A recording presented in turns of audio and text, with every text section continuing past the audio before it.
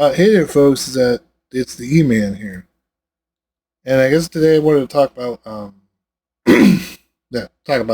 Castlevania. How I remember it, how some of the first games that I played, kind of concept. Yeah. Yeah. An update on the weather here. It's been above freezing, so some of the snow is starting to really melt, and yeah, hopefully winter is getting close to ending. Oh yeah, it's my birthday on the 22nd of this month. I'm going to be 44 here pretty soon. I recently had to go get my car fixed, so yeah, it was kind of a little bit of an expenditure to get my car fixed. It was to also get it inspected. So now car's all set, running like new. It's a great car. So yep, same car I've had for 5 years now. I was able to pay it up, got paid off in August. Anyway, okay, let's get back to the main topic here. All right, I think that I never really played the first Castlevania game. I think the first Castlevania game I think I kind of played was Castlevania 2, but then I didn't really know much about Castlevania. I never played the third one till only recently. I think Super Castlevania 4. I think I remember renting that with the Super Nintendo and experienced that. So then I was like, oh yeah, and then it was Dracula X, then Castlevania Bloodlines. A lot of the portable games, I remember getting almost all the Castlevania games when they were new, pretty much. The portable ones. Well, then Sympathy of the Night, it's like, well, because I remember seeing ads for Sympathy of the Night, but I never actually played it till many years later. So I regret that. Sympathy of the Night is really one of the greatest games. I mean, the game is just ageless. Every time I play it, there feels like there's something new that I discover about it. And then they've altered it, they've changed it. I mean, there's been so many different versions of it. I've even played the Saturn version of it with the translation and stuff. Yeah, extra two places in the castle, a few extra items. A great game. That's when I really cared about the lore of Castlevania, or like where the family line and the concept. Well, because they talk about Trevor, because Trevor is like an ancestor of Richter. So the timeline, the timeline is always a little bit weird with it. Well, then of course, I remember playing the N64 games when they were kind of new. And it started the PS2 games, and then of course, and then there was of course all the portable games that were kind of like Sympathy of the Night. Were all good, like Portrait of Ruin.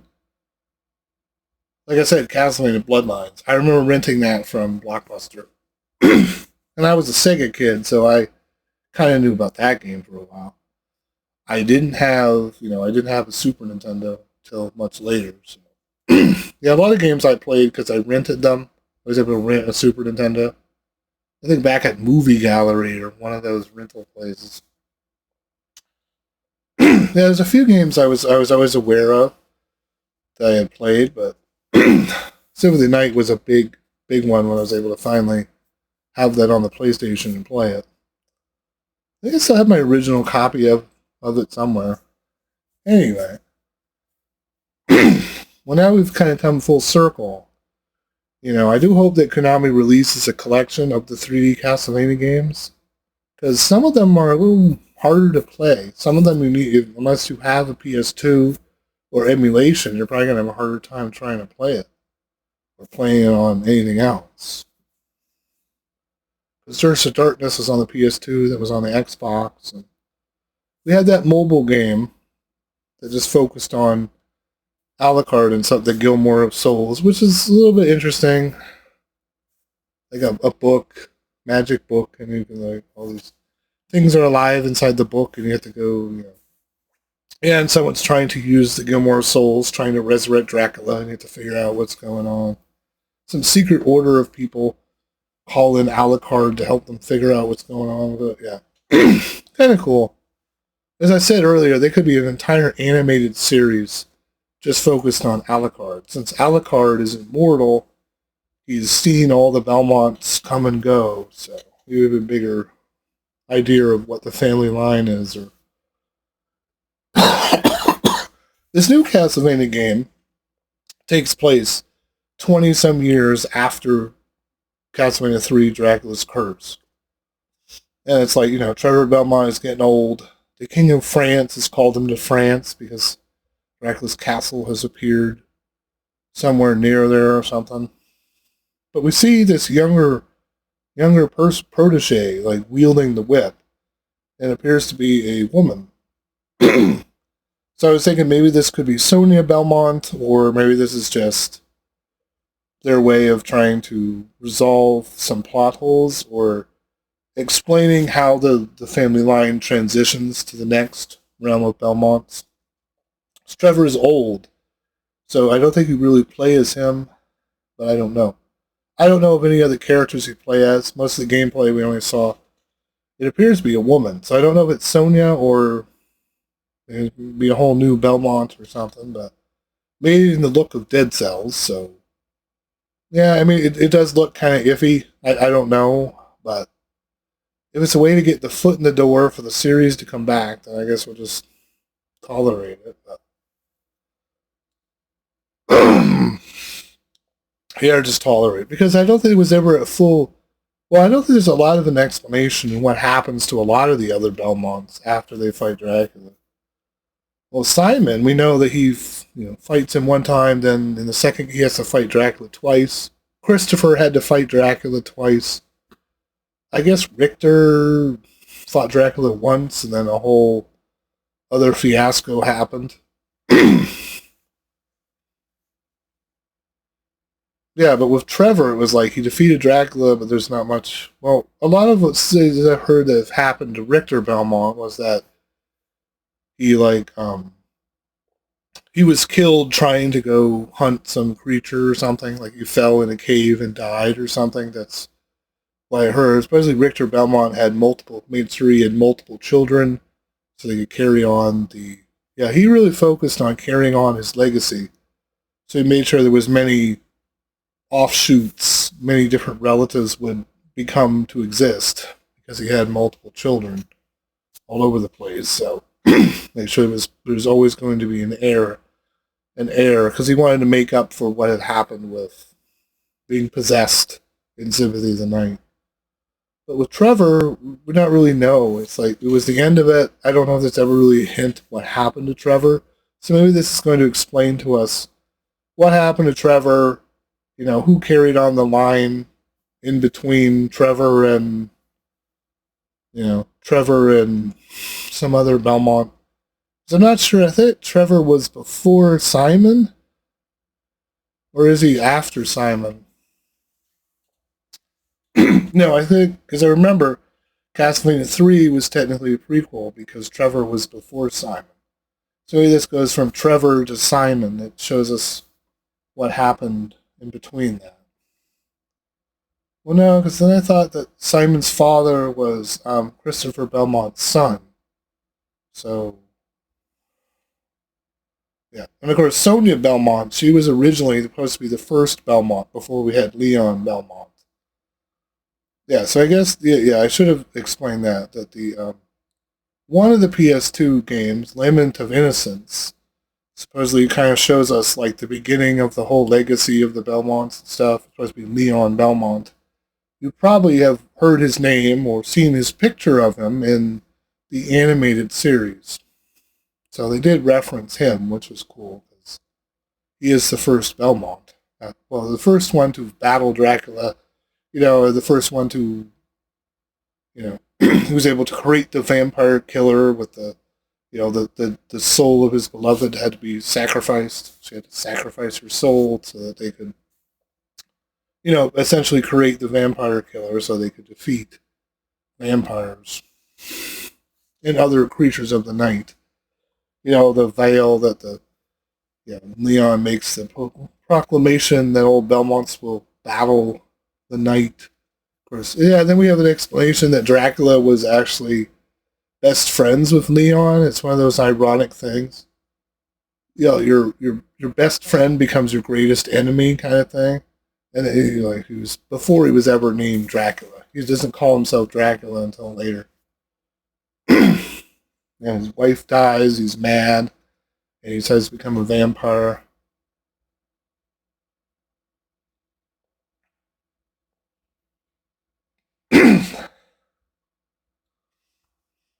Yeah, so I guess Leon Belmont's legacy is that he created the Belmonts, the whole thing. Supposedly, Trevor was the first Belmont to actually defeat Dracula. I think that was what the big thing of his was. Of course, the Castlevania N64 game we had to play as Carrie Fernandez and Reinhard Schneider, which they are relatives of the Belmonts. They're not like full blooded, but they are Belmonts related to them. Of course, Castlevania Bloodlines, we got to play as John Morris and Eric Lecard. Those are they're cousins to the Belmonts. And the whole issue where, a Morris clan cannot really wield it unless they have to do a special ability.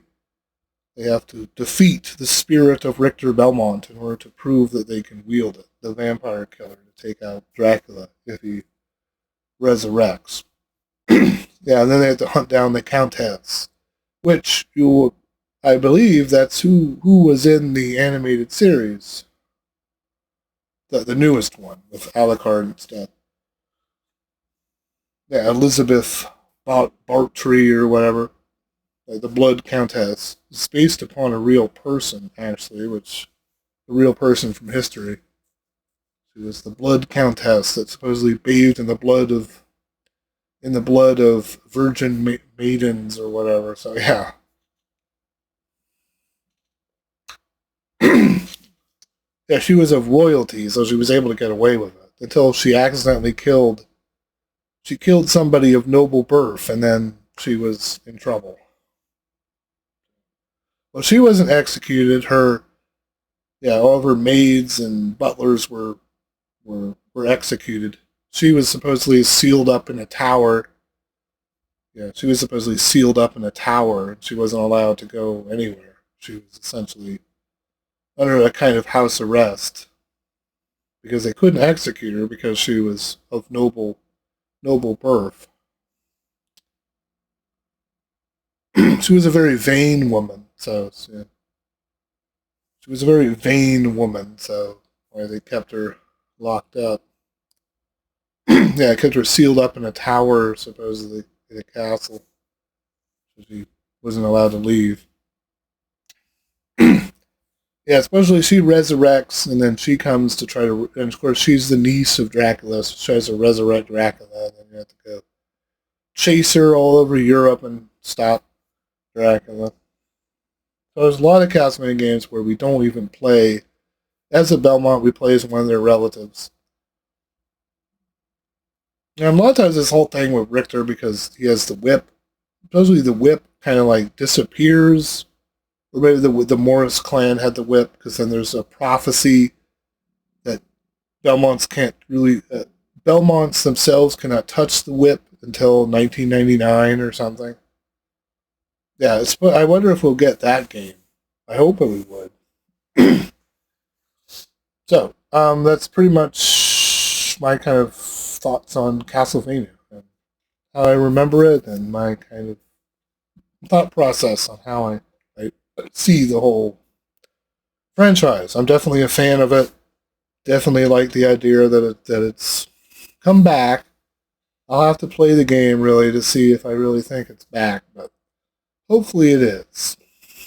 And there's a lot of other things coming back too, so a lot more videos to talk about.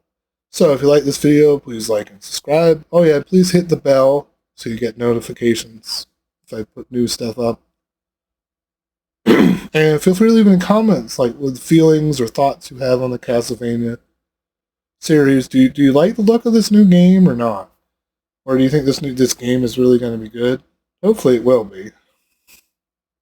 It'll be cool to have some more explanation about Trevor Belmont and everything. Hopefully, yeah, we'll find out who this new possible Belmont, or maybe she's a protege of Trevor, like not really related to him, but whatever.